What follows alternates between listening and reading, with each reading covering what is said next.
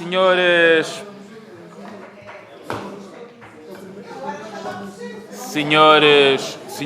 e senhores deputados, é com gosto que vejo que temos uma quarta-feira animada, com muito trabalho pela frente. Estamos, então, reunidos para dar início à ordem do dia e para a nossa primeira parte da ordem do dia, em que temos a audição do Presidente do Instituto de Emprego e da Formação Profissional, IFP, o Dr. Domingos Lopes, a quem eu agradeço a presença e seguramente o contributo que dará com os esclarecimentos que irá prestar à Comissão, que vem a requerimento do Grupo Parlamentar do PSD, no âmbito das declarações proferidas pelo anterior coordenador do Plano de Ação de Envelhecimento Ativo e Saudável, Dr. Nuno Marques, em sede de audição parlamentar, com referências concretamente ao processo de fusão de 2 centros de formação, da qual resultou a criação do novo Centro de Competências para a Economia Social. Doutor, mais uma vez bem-vindo. As senhoras e senhores deputados sabem qual é a nossa grelha de audições, que começa com a apresentação do requerimento por parte da senhora deputada Ofélia Ramos, em nome do Grupo Parlamentar do PSD. A senhora deputada tem a palavra até 5 minutos. Obrigada, Sr. Presidente, senhores deputados. Em nome do Grupo Parlamentar do PSD, cumprimento o Sr. Presidente do IFP, Dr. Domingos Lopes, e agradeço a sua presença nesta audição, na expectativa que nos ajude a esclarecer as questões que motivaram a presente audição. O Grupo Parlamentar do PSD requeriu esta audição com caráter de urgência para que sejam prestados os devidos esclarecimentos quanto a declarações feitas pelo ex-coordenador nacional do Plano de Ação para o Envelhecimento Ativo e Saudável, Dr. Nuno Marques, no âmbito de uma audição parlamentar realizada no passado dia 12 de fevereiro. No âmbito dessa audição, o ex-coordenador nacional fez declarações e insinuações que, no nosso entendimento, são graves e preocupantes e, por isso mesmo, merecem e devem ser esclarecidas. No entanto, importa destacar que grande parte dessas declarações e insinuações já foram desmentidas e contrariadas pela senhora Secretária de Estado da Inclusão e Ação Social em anterior audição parlamentar, o que nos deixa mais tranquilos, pois percebemos que as insinuações do ex-coordenador nacional não passam de meros ataques políticos na sequência da cessação das suas funções. Basicamente, o que o ex-coordenador nacional afirmou em audição parlamentar é que o Plano de Ação para o Envelhecimento Ativo e Saudável se encontra suspenso desde 31 de dezembro de 2024, que coincide exatamente com a cessação de funções do ex-coordenador nacional, na medida em que esse plano estava a ser reavaliado pelo Governo, no intuito de ser integrado numa nova estratégia nacional, a Estratégia Nacional para a Longevidade. E que, com a suspensão do plano de ação, ficaram por implementar 94 atividades das 135 atividades previstas no plano, colocando em risco fundos comunitários, quer do PRR, quer do PT 2030. O ponto mais crítico das declarações prestadas pelo ex-coordenador nacional prende-se com o processo de fusão de 2 centros de competências, o Centro de Competências de Envelhecimento Ativo e o Centro para a Economia e Inovação Social. E também quanto à não renovação de 36 contratos de trabalho a termo relativamente aos formadores do antigo Centro de Competências de Envelhecimento Ativo. Segundo o ex-coordenador, o IFP irá optar por contratar prestadores de serviço, em regime de recibos verdes, para assegurar as formações que antes eram garantidas por estes profissionais. Ora, sendo o IFP um organismo público, cuja missão é exatamente promover o emprego e garantir condições dignas de trabalho, esta opção a confirmar-se levanta sérias preocupações. E, por isso, importa apurar se essa informação corresponde à verdade e ainda se trata efetivamente de uma decisão do IFP. E, se assim for, o Grupo Parlamentar não pode, como é óbvio, aceitar que profissionais qualificados sejam substituídos por vínculos precários, contrariando os princípios da estabilidade e qualidade do emprego. Afirmou também o ex-coordenador nacional, no âmbito dessa audição, que com a extinção do Centro de Competências para o Envelhecimento Ativo ficaram comprometidas também medidas de formação em prestação de cuidados aos idosos, designadamente a formação dirigida aos cuidadores informais. Atentas às declarações do ex-coordenador, o PST considera essencial, como é óbvio, que estas questões, mais uma vez, sejam cabalmente esclarecidas, pois a transparência na gestão dos recursos públicos e o compromisso com políticas eficazes para o envelhecimento ativo são um imperativo. Esperamos, por isso, que esta audição contribua para clarificar todas estas questões e para, de alguma forma, tranquilizar relativamente a estas matérias, portanto, que merecem realmente esse esclarecimento. Muito obrigada. Muito obrigado, Sra. Deputada. Sendo assim, passamos à intervenção inicial do Dr. Domingos Lopes, para até 10 minutos, de alguma forma, enquadrar o tema na sequência da apresentação do requerimento. Tem a palavra, Sr. Doutor. Muito obrigado. Sr. Presidente, senhoras e senhores deputados, agradeço a oportunidade que me foi de me dirigir a esta Comissão Parlamentar do Trabalho, Segurança Social e Inclusão, na sequência da audição do ex-diretor do Centro de Competências para o Envelhecimento Ativo, Dr. Nuno Marques. Para o efeito, começo por fazer um enquadramento sobre a criação dos Centros de Formação de Gestão Participada. O Decreto-Lei 165 de 85, 16 de maio, estabelece o regime jurídico dos Centros de Formação de Gestão Participada. Este diploma legal define as bases para a criação, organização e funcionamento destes centros, destacando a importância da gestão participada e da colaboração entre diferentes entidades para a promoção da formação profissional. De acordo com esse Decreto-Lei, os Centros de Formação de Gestão Participada são criados através de protocolos de cooperação entre o Instituto do Emprego e da Formação Profissional e as entidades parceiras, que podem incluir empresas, associações empresariais, sindicatos e outras organizações. Estes protocolos estabelecem as responsabilidades de cada parte na gestão e funcionamento dos centros, bem como os objetivos e metas a serem alcançados. Os Centros de Formação de Gestão Participada têm como principais objetivos promover a formação profissional contínua e a qualificação dos trabalhadores, adaptar a oferta formativa às necessidades do mercado de trabalho, fomentar a colaboração entre diferentes entidades na promoção da formação profissional e contribuir para a melhoria das competências dos trabalhadores e para a sua empregabilidade. A gestão dos Centros de Formação de Gestão Participada cabe a um Conselho de Administração composto por representantes dos diversos parceiros e por um diretor, todos nomeados pela tutela. Em 2023, foram criados 2 Centros de Formação Profissional para o setor da economia social. O Centro de Economia e Inovação Social, com sede na Guarda e com os seguintes parceiros: Instituto do Emprego e Formação Profissional, Instituto da Segurança Social, Cooperativa António Sérgio para a Economia Social, Confederação Portuguesa da Economia Social e Centro de Estudos Ibéricos. E o Centro de Competências para o Envelhecimento Ativo, com sede em Lolé e com os seguintes parceiros: Instituto do Emprego e Formação Profissional, Instituto da Segurança Social e Algarve Biomedical Center.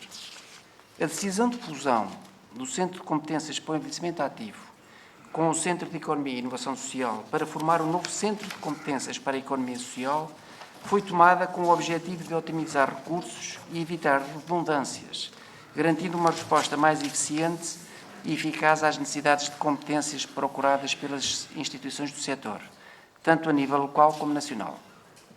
A criação deste novo centro visa fortalecer a economia social, um dos pilares fundamentais da nossa organização económico-social, conforme consagrado na Constituição da República Portuguesa.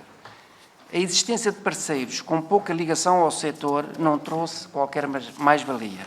Por outro lado, os parceiros públicos também não acrescentam relevância na medida em que as orientações estratégicas e políticas têm o IFP como canal privilegiado. Por isso, e para focar a intervenção do Centro de Competências da Economia Social na sua missão, o único parceiro que se considerou pertinente a envolver foi a Confederação Portuguesa da Economia Social. Para facilitar a transição e integração neste novo centro das atividades dos antigos, foram nomeadas como administradoras do SES, Centro de Competências para a Economia Social, as 2 representantes do IFP nos antigos centros. No passado dia 5 de fevereiro, o Conselho de Administração desse novo centro, Centro de Competências para a Economia Social, composto pelos 2 representantes do IFP, ou pelas 2 representantes do IFP, e pelos 2 representantes da Confederação Portuguesa da Economia Social, reuniu com todos os trabalhadores e dirigentes no auditório do IFP, em Lisboa, no sentido de mobilizar e motivar toda a equipa na prossecução da sua missão. O ex-diretor refere na sua intervenção que esta reunião foi com o IFP, o que não é verdade, foi nas instalações do IFP, mas foi com o Conselho de Administração e com os dirigentes do centro, e que serviu para informar os trabalhadores da não renovação dos contratos a termo certo e que, posteriormente, iriam ser contratados como prestadores de serviço. Afirmou, e cito, como já tinha referido a senhora deputada, o IFP, como Serviço Público de Emprego, está a promover a precariedade.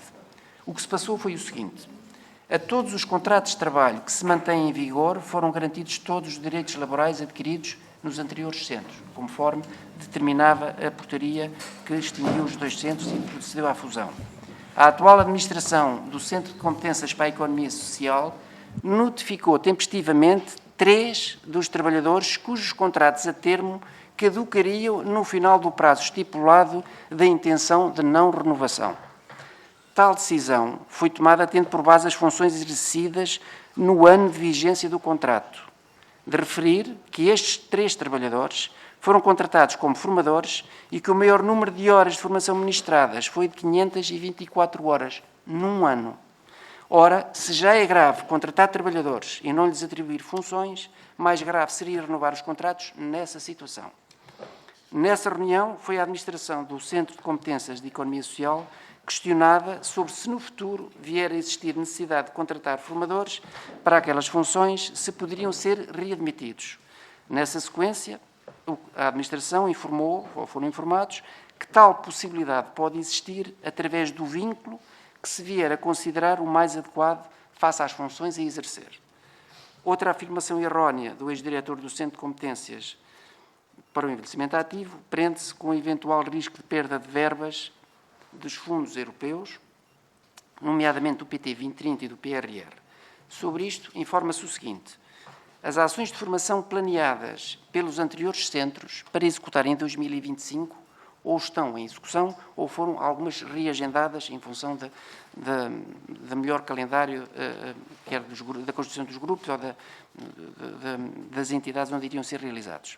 A este propósito, convém referir que o Centro de Competências para o Envelhecimento Ativo apresentou e viu aprovadas 4 candidaturas, 3 ao Pessoas 2030 e 1 ao Algarve 2030, no total de quase 2,5 milhões de euros, com data de início previsto para 1 de julho de 2024 e 1 de março de 2024, respectivamente, aos 2 programas, porém, ainda nenhum destes projetos iniciou. No que se refere, sendo que, de acordo com as regras, tinham 90 dias para iniciar. No que se refere ao PRR, tal afirmação demonstra o desconhecimento do modo de aplicação deste instrumento de financiamento europeu. O financiamento está contratualizado entre o Estado português e a Comissão Europeia com base no cumprimento de determinados marcos e metas. No investimento em apreço, a meta é a modernização da rede de centros de formação profissional do IFP, que tem que estar concluída até 31 de dezembro de 2025. Conforme dados já apurados até ao momento, esta meta foi já alcançada, pelo que o Estado português já adquiriu o direito ao desembolso do financiamento correspondente. Agradeço a vossa atenção e estou disponível para responder a quaisquer questões. Muito obrigado. Muito obrigado, Sr. Doutor, pelos esclarecimentos. Então, começaríamos a nossa ronda de partidos. Mais uma vez pelo Grupo Parlamentar do PSD.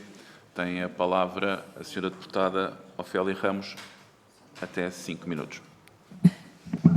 Obrigada, Sr. Presidente. Senhores deputados, mais uma vez, em nome do Grupo Parlamentar do PSD, agradeço a sua intervenção inicial, que nos permite agora aprofundar os factos e esclarecer as preocupações que levaram o PSD a solicitar esta audição.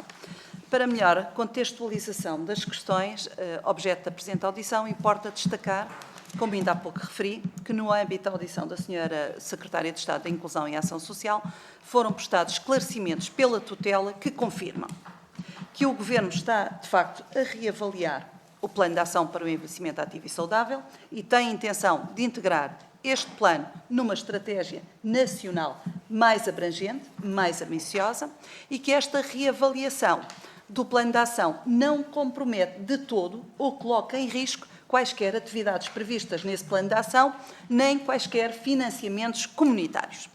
E, por último, que o processo de fusão do Centro de Competências de Envelhecimento Ativo e do Centro de Competências para a Economia e Inovação Social foi levado a cabo numa ótica de otimização de recursos públicos e que não há qualquer intenção de deixar cair quaisquer medidas de formação em prestação de cuidados aos idosos. Não obstante estes esclarecimentos prestados pela tutela, entendemos ainda assim que é essencial que o IFP preste os devidos esclarecimentos quanto às matérias que se enquadram no âmbito das suas atribuições e competências. Designadamente quanto à alegada suspensão de algumas atividades do Plano de Ação, designadamente quanto a estas atividades de formação em prestação de cuidados aos mais idosos, quanto à forma como o IFP está a conduzir este processo de fusão dos dois centros de competências e ainda quanto a um ponto que consideramos mais crítico, que é relativamente, como é óbvio, à situação laboral dos trabalhadores do extinto Centro de Competências de Envelhecimento Ativo. Sr. Presidente, a fim de esclarecer definitivamente quaisquer dúvidas e tentar apurar algumas das declarações e insinuações feitas pelo Dr. Nuno Marcos, gostaria que nos esclarecesse o seguinte: confirma que o IFP, apesar de já ter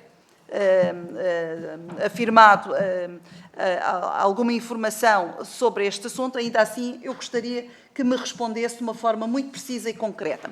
Confirma que o IFP comunicou a 36 formadores contratados a termos que os seus contratos não iriam ser renovados. Daquilo que eu deduzi das suas palavras é que apenas foram notificados 3 formadores da intenção de não renovação desses contratos.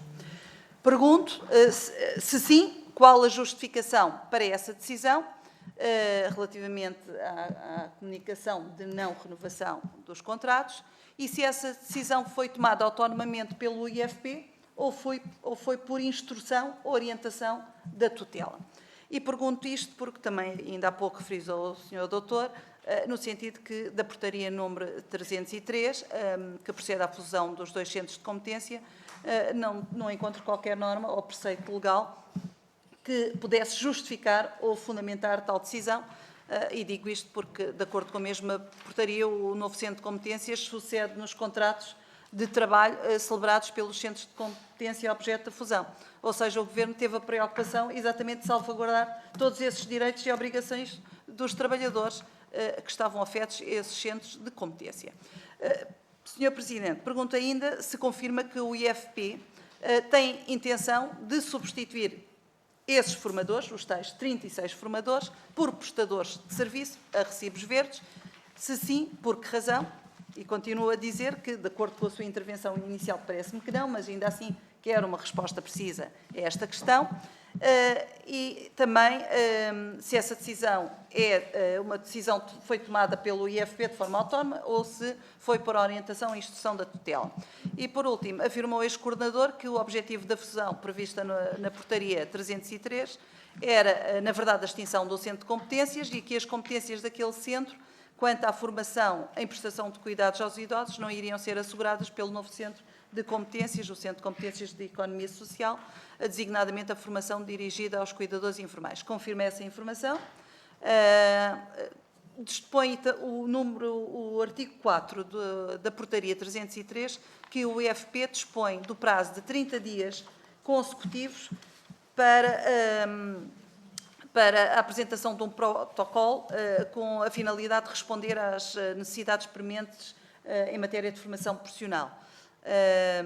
E, nomeadamente, entre outros, relativamente à formação em prestação de cuidados aos idosos. Pergunto se já foi celebrado esse protocolo e se o mesmo contempla a formação em prestação de cuidados aos idosos, nomeadamente a formação aos cuidadores informais. Agradecemos, portanto, para terminar, que já estou a ver que já estou a esgotar o meu tempo, agradecemos mais uma vez a sua presença nesta audição, bem como os contributos que nos deixa, que com certeza contribuirão em muito para esclarecer grande parte destas nossas preocupações. Obrigada. Muito obrigado, Sra. Deputada. Tem então a palavra, em nome do Grupo Parlamentar do Partido Socialista, a Sra. Deputada Patrícia Faro. Muito obrigada, Sr. Presidente. Cumprimento as senhoras e os senhores deputados e cumprimento, obviamente, o Sr. Presidente, Dr. Domingos Lopes, e agradecendo todo o esclarecimento prestado, a informação disponibilizada e até o enquadramento que efetuou aqui o percurso e o enquadramento histórico dos centros de formação. Como ponto prévio, só dar nota de que não poderei estar até ao final desta audição, porque no âmbito dos compromissos, enquanto pertencendo à primeira comissão como deputada efetiva, tenho que fazer a apresentação de um relatório e, portanto, ausentar-me-ei assim que me comunicarem e peço desde já desculpa por fazê-lo. Relativamente ao tema que hoje aqui nos convoca e pelos esclarecimentos prestados, compete, em nome do Partido Socialista, dizer que, de facto, subsistem ou subsistiam ainda muitas dúvidas sobre a estratégia deste Governo quanto ao envelhecimento ativo e saudável. Isto é, uma estratégia de longevidade, como já foi dito e foi abordado várias vezes pela tutela, numa perspectiva mais holística, de enquadrar a pessoa no seu todo em várias fases da sua vida. Na essência, de facto, esta visão é positiva, não podemos dizer o contrário.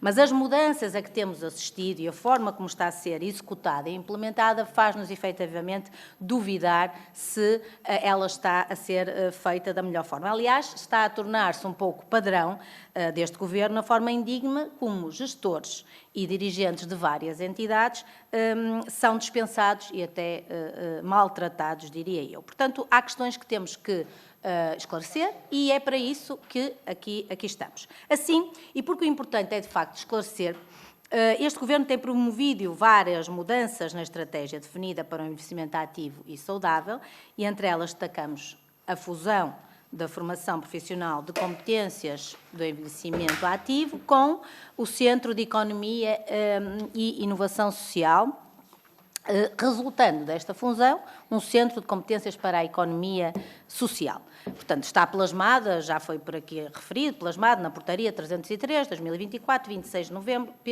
pela tutela ao Ministério da Solidariedade e Segurança Social.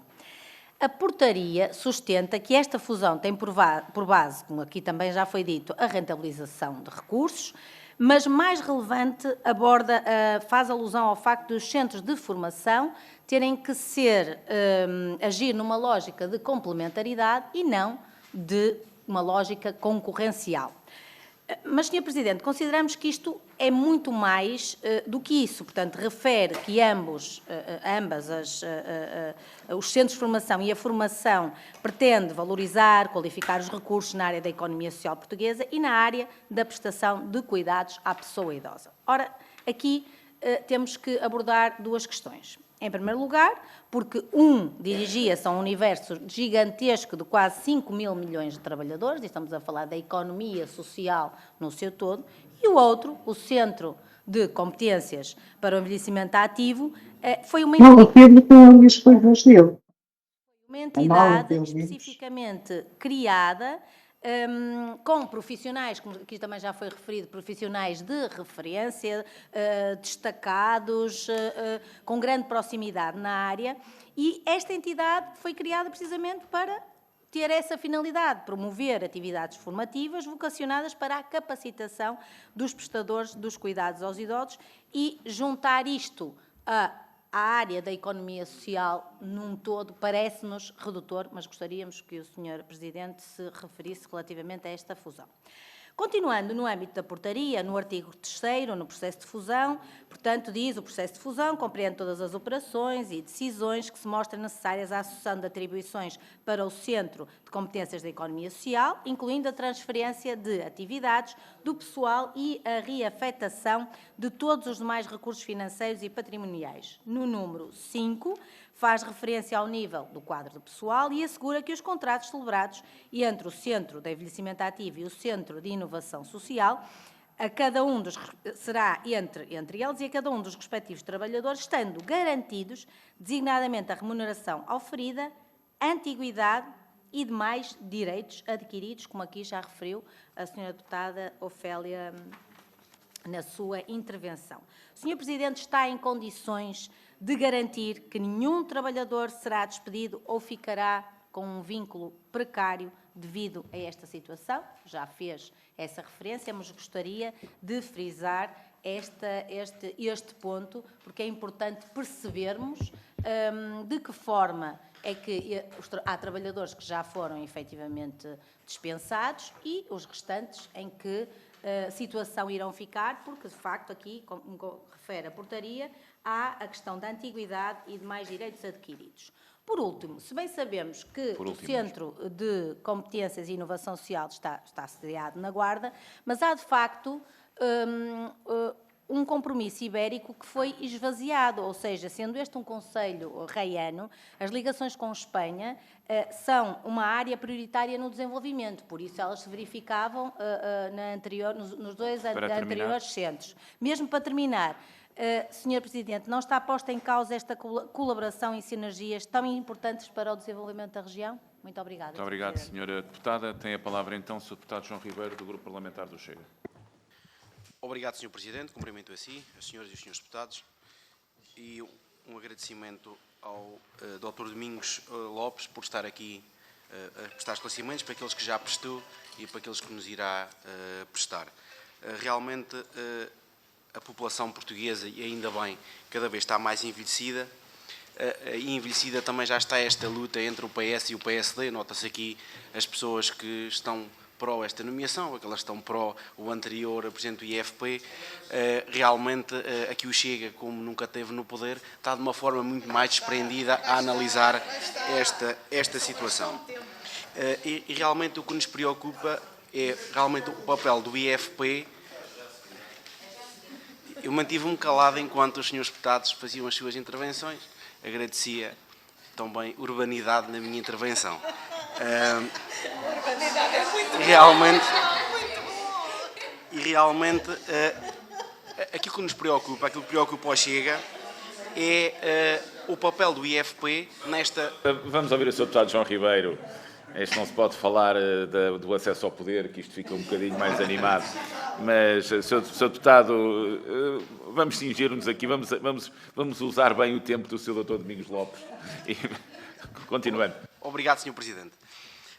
E realmente o que nos preocupa, e acho que é o papel do IFP, é conseguir que as pessoas, cada vez mais, não só na fase inicial das suas vidas, que vemos que há um desemprego jovem muito elevado, ou seja, as pessoas são sempre novas para começar a trabalhar e depois já são velhas para continuar a trabalhar. É aquilo que nós assistimos. Temos aqui uma faixa etária muito curta de trabalho, cerca de 10, 20 anos no máximo, quando teríamos que trabalhar 40. Ou seja, temos que aprender aqui a requalificar as pessoas para elas terem uma vida ativa até cada vez mais tarde, não tão bem como aquilo que foi feito anteriormente, na nossa maneira errada, que é quase obrigar as pessoas que já estão na reforma a querer vir trabalhar, que foi a ideia que o PS defendia. Pode não ter sido, mas foi aquela imagem que passou, já aqui foi falado noutras audições. Nós queremos que as pessoas, por vontade própria, por requalificação, por adaptação ao mercado de trabalho da sua idade, continuem a trabalhar, porque nós estamos, neste momento, quase a falar que temos uma quarta idade, não só uma terceira, mas uma quarta idade. E temos que conseguir aproveitar essas pessoas para a sociedade. Elas têm muito valor a dar à sociedade, mas não têm que se sentir obrigadas, têm que sentir que vão acrescentar à sociedade. Esta é a preocupação. E aqui nós achamos que é muito importante a eficiência dos recursos que o Estado dispõe. Ouvimos aqui anteriormente que as pessoas não podem ser despedidas ou não serem renovados os contratos. Estamos totalmente de acordo. Não pode ser o Estado também aqui um incentivador de precarização dos vínculos laborais. Não queremos isso. Mas também queremos que os recursos sejam bem geridos.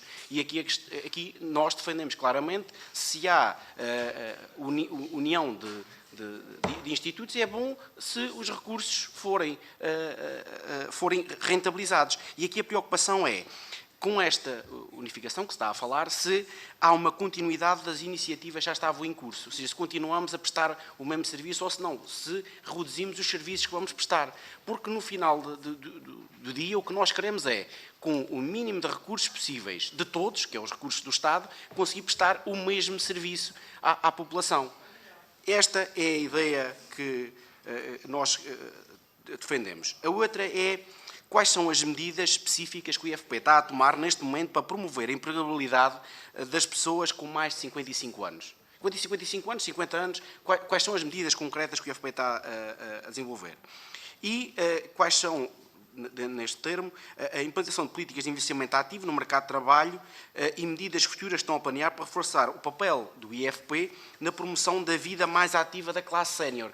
Porque, muitas vezes, e acho que até de forma errada, as pessoas ficam com a ideia que as pessoas que vão ao IFP e que fazem formações no IFP desculpe-me a gíria, mas estão ali entretidas pelo menos as mais velhas, até chegar à idade da reforma. É uma maneira de estar mais tempo, estão entre fundos de emprego e formação, e depois a formação não, acaba por não ter. E esta ideia, acho que tínhamos que corrigir esta ideia na sociedade, que eu acho que não é uma ideia correta. Eventualmente haverá pessoas que usam de forma abusiva estas formações, mas muitas são realmente requalificadas e entram no mercado de trabalho. Mas nós passarmos para a sociedade, realmente a sociedade está a investir e tem um retorno desse investimento. Depois, aquilo que nós queríamos mesmo que ficasse aqui bem claro é se vamos ter os recursos do Estado bem geridos, mais bem geridos, ou se foi realmente só uma decisão política, na sua opinião, uma decisão política de contrariar aquilo que estava a ser feito antes. Foi só um contrariar ou se foi realmente uma decisão estratégica de olhar de forma mais eficiente para os recursos? Obrigado. Muito obrigado, Sr. Deputado. Tem então a palavra a Sra. Deputada Isabel Pires, do Grupo Parlamentar do Bloco de Esquerda. Obrigada, Sr. Presidente. Cumprimentar o Dr. Domingos Lopes e agradecer os esclarecimentos e as várias respostas que, entretanto, já deu. Uma primeira nota tem necessariamente a ver com o plano de ação para o investimento ativo e saudável, que necessariamente parece-nos ser, obviamente, um plano, um programa que faz todo sentido. Nós temos falado neste âmbito da necessidade e daquela ideia de que vivermos mais tempo de forma mais prolongada não significa, infelizmente, necessariamente melhor qualidade de vida e, portanto, faz sentido que existam planos nacionais, programas que possam levar a que viver mais tempo signifique, de facto, ter mais qualidade de vida, a trabalhar ou não. O que interessa é que, de facto, mesmo no pós-reforma, isso tem sido uma grande preocupação e alguns estudos indicam isso, as pessoas, cada vez mais, quando entram na idade da reforma, vão com, por exemplo, estados de saúde mais debilitados, também por força de ritmos de trabalho muito acelerados, o trabalho por turnos, o trabalho à noite e, portanto, a própria qualidade de vida depois de quem sai do mercado de trabalho está também colocada em causa por causa daquilo que foi o seu tempo de trabalho. E, portanto, é importante que exista um plano e existam programas nacionais que possam olhar para esta realidade. Desse ponto de vista, gostávamos de colocar uma questão que foi já, entretanto, feita numa das primeiras audições que tivemos sobre isso, que tem a ver com a ideia que foi aqui transmitida, e, portanto, pergunto-lhe se isto corresponde à verdade ou não, de que o novo centro, o Centro de Competências para a Economia Social, não ter nenhuma referência ou nenhuma palavra de referência à questão do envelhecimento e que a equipa que estava com a parte do Centro do Envelhecimento caiu. E, portanto, gostávamos de questioná-lo se, de facto, isto corresponde à verdade e se este novo centro terá ou não uma visão própria para a questão do envelhecimento e na onda ou no seguimento daquilo que vinha a ser feito no âmbito do anterior plano.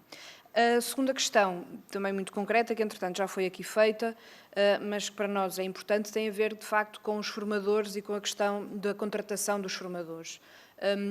Acima de tudo porque uma das preocupações que foi muito aqui levantada e a questão tem a ver com o facto de as pessoas que trabalham em determinados organismos, como por exemplo a ERPIS, precisarem de formação muito específica, que é muito importante para depois a prestação de cuidados. E, portanto, sem essa formação ou sem essa formação específica, coloca-se aqui em causa alguns riscos que podem aumentar para os próprios utentes. E, portanto, de que forma é que o novo centro, ou esta nova realidade que foi criada pelo Governo, assegura que esta formação para esta prestação de cuidados é, de facto, aquela que é a mais indicada para tratar destas pessoas. E depois, novamente, a questão da não renovação dos contratos a termo, o que é que está aqui em causa, o que é que não está.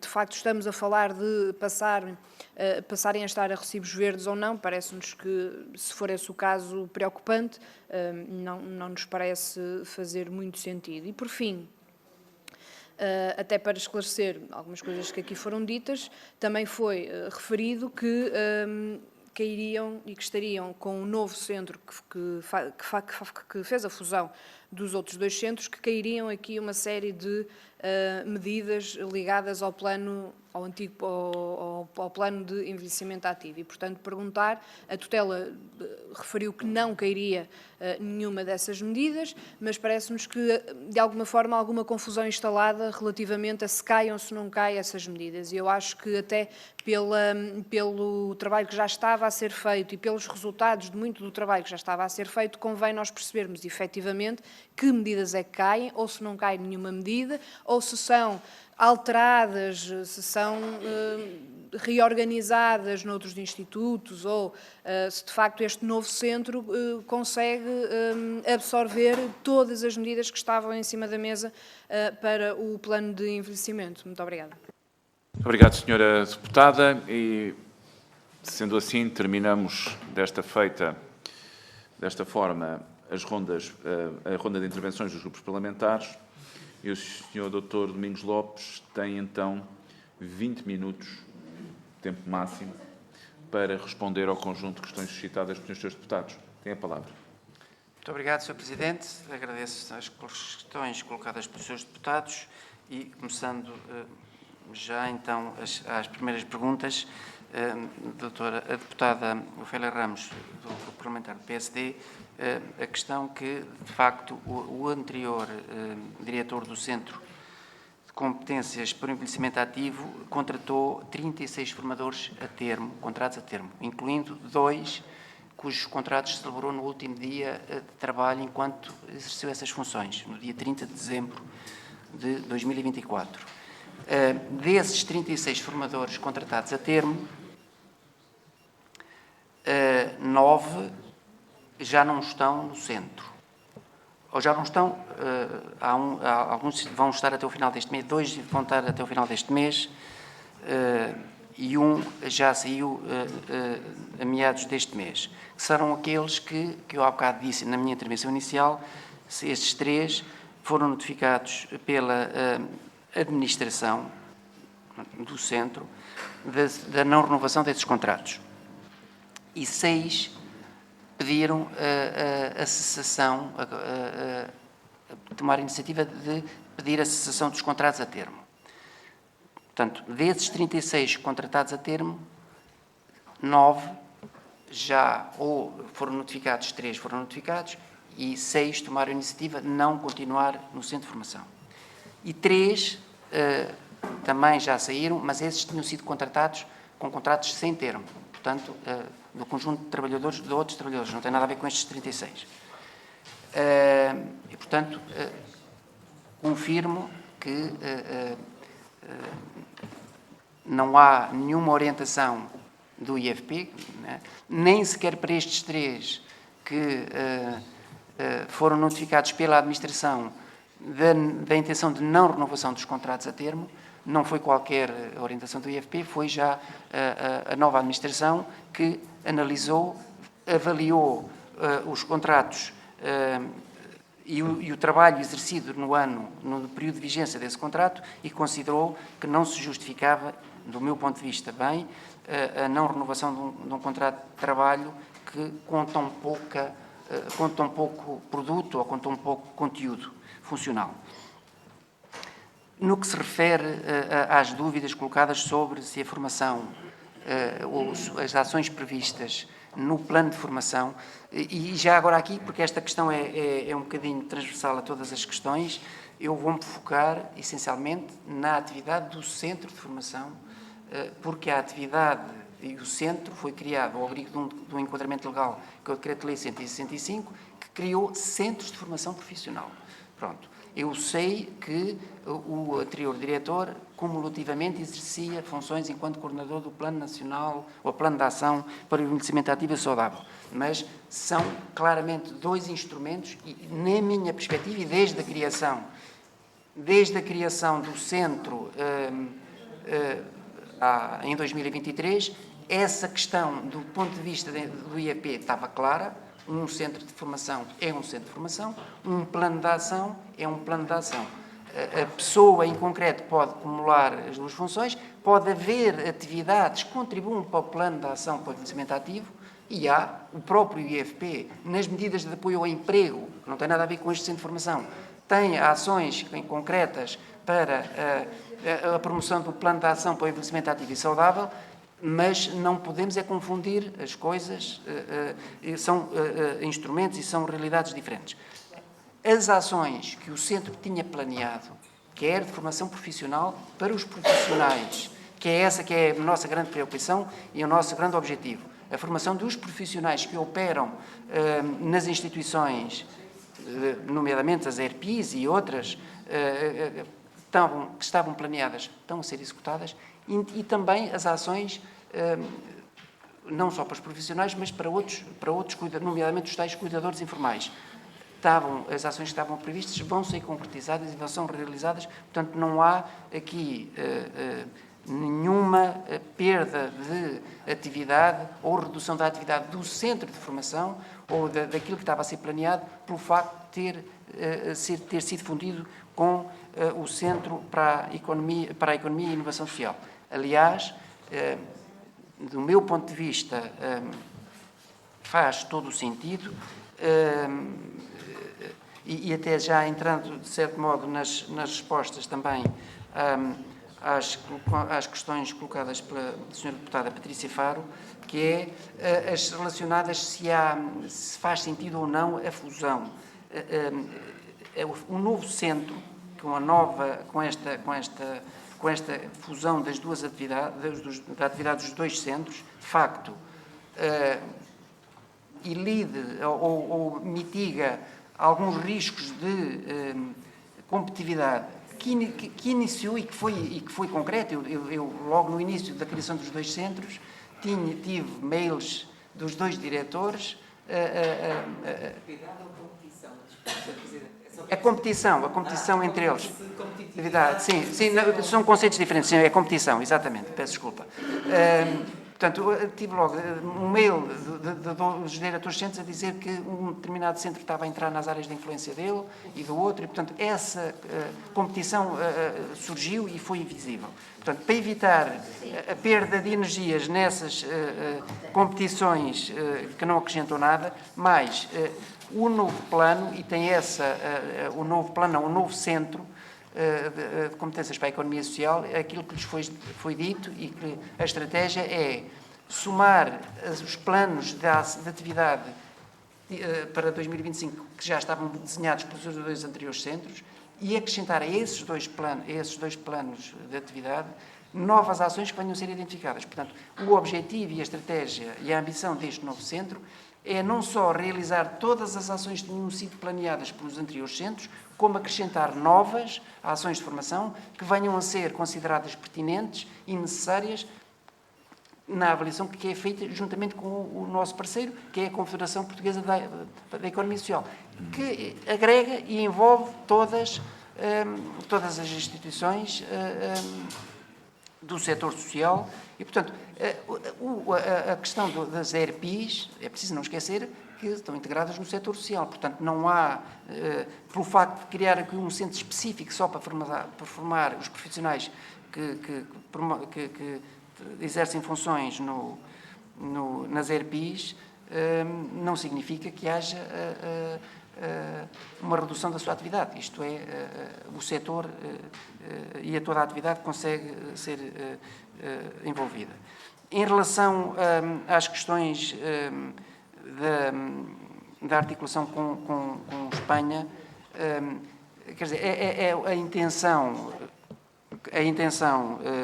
com a criação do SEIS, portanto, esses projetos, os projetos estavam a ser, e havia já candidaturas até transnacionais ou projetos que estão a ser concretizados, e os compromissos, e aquilo que está dito na portaria é verdade, todos os compromissos que tinham sido assumidos vão ser concretizados, não há nenhum que não seja alterado. Não houve ações em concreto, até porque as questões das jurisprudências nacionais são claras e, portanto, havia ali sim colaboração estreita com Espanha, não está posta em causa. O centro, a sede do centro fica no mesmo sítio, do novo centro fica no mesmo sítio desse centro e, portanto, essa articulação não há nenhuma questão relacionada com isso. Sendo certo que, e reitero, a grande preocupação do novo centro será formar e qualificar os profissionais que operam no setor, capacitá-los convenientemente para melhor exercerem as suas funções e melhor prestar os serviços ao cidadão, que é a nossa preocupação, é de facto que os utentes destas respostas sociais sejam bem servidos e sejam bem tratados. Depois, as questões colocadas pelo Sr. Deputado João Ribeiro, mais genéricas sobre e as preocupações sobre a formação e a requalificação, obviamente que também partilhamos muitas das preocupações e sobre a pertinência dessas atividades para melhor desempenho das atividades profissionais, todas elas. A sua preocupação de se há ou não continuidade dos serviços prestados, eu reitero mais uma vez, o Centro de Formação vai manter os planos de atividades previstos pelos anteriores centros e, portanto, não há no que se refere aos centros de formação, sobre os outros cuidados de serviços pessoais, portanto, o nosso objetivo é, claro, qualificar bem todos os profissionais e, portanto, se qualificarmos bem todos os profissionais, queremos que garantimos que o setor continue a prestar um serviço de qualidade a todos os seus utentes. Depois, uma questão já um bocadinho mais transversal, não tem muito relacionada com este centro, mas com todo o prazer respondo sobre se o IFP medidas concretas para promover a empregabilidade dos mais séniores ou dos mais de 65 anos. Obviamente que há medidas, nomeadamente nesses grupos, além de ser há uma questão de desfavorecimento relacionado com a idade, normalmente tem outra acrescida, que é as pessoas que estão nessa situação costumam ter uma situação de desemprego de mais longa duração. Portanto, a creche ser a idade mais avançada e, normalmente, a idade ou o período de desemprego mais longo. E, portanto, essa claramente é uma preocupação. As próprias medidas de apoio a medidas ativas de emprego, nomeadamente os apoios à contratação e outras, têm majorações específicas para a integração desses grupos no mercado de trabalho e, obviamente, que é uma preocupação. Para além de todas as outras medidas de requalificação, que temos várias medidas de requalificação profissional que visam claramente aumentar as qualificações e as competências desses profissionais para facilitar a sua inserção no mercado de trabalho e, portanto, há um conjunto vasto de iniciativas nesse sentido. Não obstante, não quero também criar ilusões, temos de ter consciência que as circunstâncias de vida de cada um, e em algumas circunstâncias aquilo que referiu, é o próprio cidadão ou o próprio trabalhador que, na maioria das vezes, em algumas situações, não tem esse incentivo de regresso ao mercado de trabalho. Nomeadamente porque eram carreiras contributivas já longas, com níveis remuneratórios de determinado nível e nem sempre as oportunidades de trabalho que têm são compensadoras para o regresso à atividade profissional. Portanto, é uma questão que já há muito tempo é estudada e é perceptida. Não é fácil criar medidas específicas que promovam ou incentivem o regresso desses profissionais nessas circunstâncias específicas à vida ativa.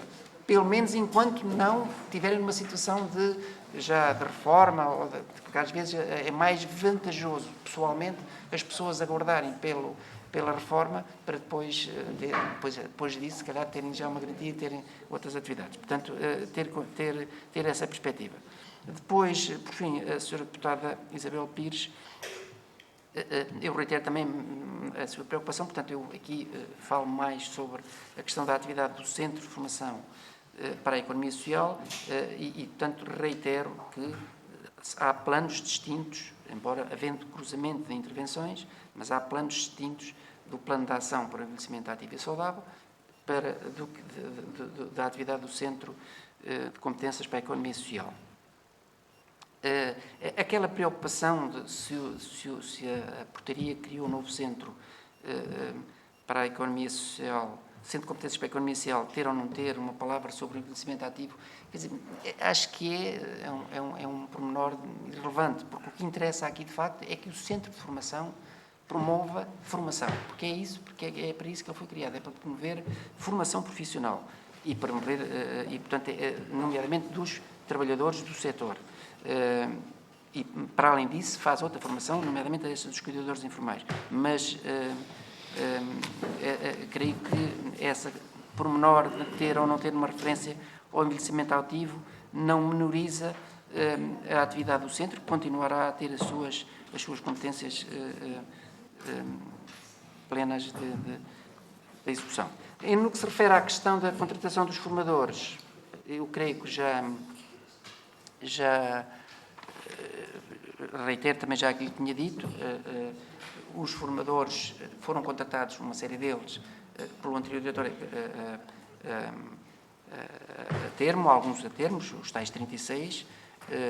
Vamos tentar corrigir e atribuir funções, portanto, não está em causa as suas competências, portanto, são formadores específicos, sem dúvida, para a formação específica. Vamos tentar atribuir-lhes funções que os absorva a quantidade de horas de trabalho condignas e, portanto, ajustadas para a sua atividade e, portanto, claramente aí sim é implementar o plano de formação e eventualmente até aumentá-lo para os absorver, porque há necessidade de formação e os profissionais precisam e, portanto, aí é, de facto, é tentar dar-lhe cargas horárias condignas e ajustadas e, portanto, no que se refere às competências e a formação específica desses formadores, essa a preocupação, admito, que o Sr.